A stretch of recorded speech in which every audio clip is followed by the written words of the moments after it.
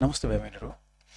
आज हामी चाहिँ केमिकल इक्विलिब्रियमको तेस्रो संस्करणमा ल अफ मास एक्सनको बारेमा चाहिँ पढ्न गइरहेका छौँ। Law of mass action. Law of mass एक्सनले के भन्छ भन्दाखेरि कुनै पनि केमिकल रिएक्सनको रेट केमा भर पर्छ, रिएक्टेन्ट्सहरूको एक्टिभ मासमा चाहिँ भर पर्छ। यानि कि रिएक्सन कति फास्ट हुने हो, रिएक्सन कति स्लो चाहिँ हो, त्यो रिएक्टेन्ट्सहरूको एक्टिभ मासमा चाहिँ भर पर्छ। हेरौँ, केमिकल रिएक्सनको रेट चाहिँ धेरै फ्याक्टर्समा चाहिँ भर पर्छ। There number of factors which affects the rate of a chemical reaction. Temperature होइन, कन्सन्ट्रेसन चाहिँ भयो, surface area भयो, intensity of the light भयो, in the photochemical reaction, there are number of factors जसले चाहिँ केमिकल रिएक्सनको रेटलाई प्रभावित चाहिँ गर्छ। ल अफ मास एक्सनले अरू सबै फ्याक्टर्सलाई चाहिँ कन्स्टेन्ट मानेर केवल एक्टिभ मासमा मात्रै कन्सन्ट्रेट चाहिँ गर्छ। ओके, सो हामी यसै नबुझौँ कि केमिकल रिएक्सनको रेट चाहिँ के भन्छ रिएक्टेन्ट्सहरूको एक्टिभ मासमा मात्रै भर पर्छ। No, there number of other factors, अरू धेरै फ्याक्टर्सहरू चाहिँ छन् जुन चाहिँ हामी केमिकल काइनेटिक्समा चाहिँ पढ्नेछौँ। ल अफ मासनले एउटा फ्याक्टरलाई कन्सिडर चाहिँ गरिरहेको छ या फोकस गरिरहेको छ र बाँकी सबै फ्याक्टरलाई कन्स्टेन्ट चाहिँ राखिरहेको छ, and that factor happens to be active mass, यानि कि मोलर कन्सन्ट्रेसन। एक्टिभ मास भनेको के बुझिन्छ भन्दाखेरि number of moles of the substance per unit volume. प्रति युनिट भोल्युममा चाहिँ वस्तुको कति नम्बर अफ मोल्स छ त, यसैलाई हामी एक्टिभ मास चाहिँ भन्छौँ। So law of mass action अनुसार चाहिँ यदि रिएक्टेन्ट्सहरूको एक्टिभ मास बढी छ भने रिएक्सन फास्ट हुन्छ, रिएक्टेन्ट्सहरूको एक्टिभ मास कम छ भने रिएक्सन के हुन्छ त, स्लो चाहिँ हुन्छ। ओके, र कुनै पनि वस्तुको एक्टिभ मासलाई प्रस्तुत गर्नको लागि हामीले त्यो वस्तुको सिम्बललाई कता राख्नु पर्यो त, स्क्वायर ब्राकेटभित्र चाहिँ राख्नु पर्यो। जस्तै यसलाई हामीले कसरी पढिदिनु पर्यो त, एक्टिभ मास अफ ए भनेर पढ्नु पर्यो, यसलाई कसरी पढ्नु पर्यो, एक्टिभ मास अफ बी भनेर चाहिँ पढ्नु पर्यो। ठिक छ त कुरो? एकपल्ट फेरि है। So law of mass action अनुसार कुनै पनि केमिकल रिएक्सनको रेट केमा भर पर्छ, रिएक्टेन्ट्सहरूको एक्टिभ मासमा भर पर्छ। रिएक्टेन्ट्सको एक्टिभ मास बढी छ भने त्यस्ता रिएक्सन फास्ट हुन्छन्, र रिएक्टेन्ट्सहरूको एक्टिभ मास कम छ भने त्यस्ता रिएक्सन स्लो चाहिँ हुन्छ। र हामी सबैलाई थाहा छ केमिकल रिएक्सन हुँदाखेरि चाहिँ रिएक्टेन्ट्सहरूको एक्टिभ मास यानि कि मोलर कन्सन्ट्रेट घट्दै जान्छ। यसले गर्दाखेरि केमिकल रिएक्सनको रेट पनि के हुन्छ त, घट्दै जान्छ। The chemical reaction doesn't proceed with the same rate except for few exception. Okay, ल हेरौँ, जस्तै एउटा इक्जाम्पल चाहिँ हेरौँ, A converts into product. So law of mass action अनुसार rate is directly proportional to what, active mass of A. त reaction यही टाइपको हुनुपर्छ भन्ने त छैन नि त। ध्यान दिने, हामीले प्रडक्ट्सलाई यहाँ स्पेसिफाई गरेका छौँ, सिम्पली प्रडक्ट्स भनेर चाहिँ लेख्दैका छौँ। कारण के हो कि कुनै पनि केमिकल रिएक्सनको रेट त प्रडक्ट्समा भरै पर्दैन, केमा मात्रै भर पर्छ त, रिएक्टेन्ट्समा मात्रै भर पर्छ। So it wasn't necessary for us to mention product. If you want you can mention product, but it is not necessary.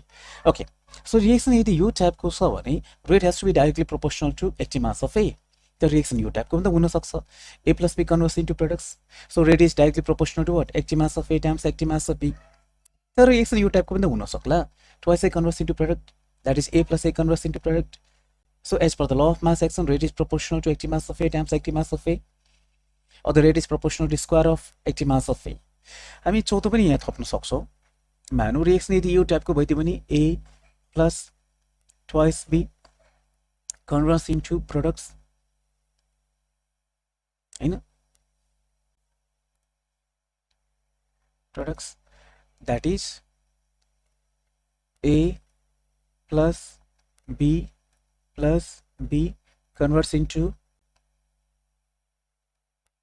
products. Therefore, as per the law of mass action, के हुन्छ त, rate will be proportional to active mass of A times active mass of B times active mass of B, or rate is proportional to active mass of A times active mass of B square. Correct? यहाँ मैले प्रोडक्टमा किन लेखिरहेका छु, because this rate depends on the collisions.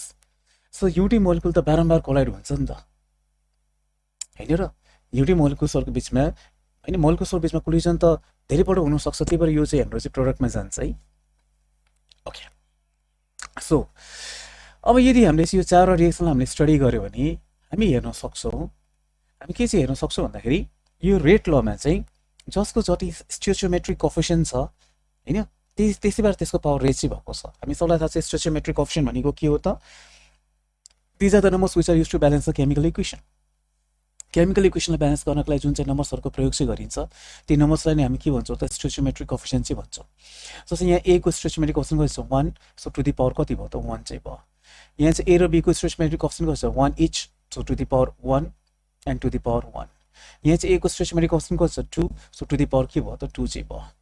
यहाँ चाहिँ ए को statement coefficient कति छ 1 सो टु द पावर 1 ज्या बी को स्टेटमेन्ट कोएफिसिएन्ट कति छ 2 टु द पावर 2 ज्या यानी कि जसको जति स्टेटमेन्ट कोएफिसिएन्ट चाहिँ छ रेट लमा त्यसको एक्टिभ मासको टर्मलाई कन्सन्ट्रेसनको टर्मलाई त्यही नम्बरले हामीले रेज गर्नुपर्ने हुन्छ हैन सो मानु यो टाइपको हामीले रिएक्सन चाहिँ हेरौँ यहाँ स्मल ए र स्मल बी भनेका के हुन्छ स्टोइचियोमेट्रिक कोएफिसिएन्ट चाहिँ हैन small a small be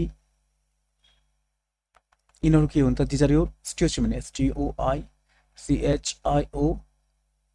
STOICHIOMETRIC coefficients यानी कि स्मल ए र स्मल बी भनेका स्टोइचियोमेट्रिक कोएफिसिएन्ट हुन् क्यापिटल ए र क्यापिटल बी भनेका के हुन्छ रिएक्टेन्सहरू चाहिँ हुन् सो माथि हामीले चारवटा एक्जाम्पलबाट चाहिँ बुझिसकेका छौँ कि जसको जति स्टोइचियोमेट्रिक कोएफिसिएन्ट हुन्छ हैन कन्सन्ट्रेसन टर्मलाई चाहिँ त्यही पावरले हामीले रेज गर्नुपर्ने हुन्छ यहाँ क्यापिटल ए को स्टोइचियोमेट्रिक कोएफिसिएन्ट कति small a so to the power small a capital B को स्टोइचियोमेट्रिक कोएफिसिएन्ट कति हो small b to the power small b डटको मिनिङ चाहिँ हुन्छ इफ देयर मोर रिएक्टेन्ट्स त्यो पनि हामीले इन्क्लुड चाहिँ गर्नु पर्यो बिकज केमिकल रिएक्सनमा चाहिँ दुईटा मात्रै रिएक्टेन्ट हुनुपर्छ भन्ने त जरुरी छैन त त्योभन्दा कम या बढी पनि हुन सक्ला त्यही कुरा यहाँ चाहिँ लेखेको छ so this becomes the statement of law of mass action यसले के भन्छ त rate of a chemical reaction is directly proportional to the product of active mass of reactants where each concentration term has been raised हैन each concentration term has been raised to a power equal to its respective stoichiometric coefficient that has appeared in a well balanced chemical equation एकपल्ट फेरि read out गरौँ त rate of a chemical reaction is directly proportional to the product of active mass of reactants where each concentration term has been raised to a power equal to its respective stoichiometric coefficient that has appeared in a well balanced chemical equation यही नै law of mass action को statement चाहिँ हो okay ल आजलाई हामी यही समझिराखौँ next क्लासमा अरू पनि पढौँला थ्यांक यू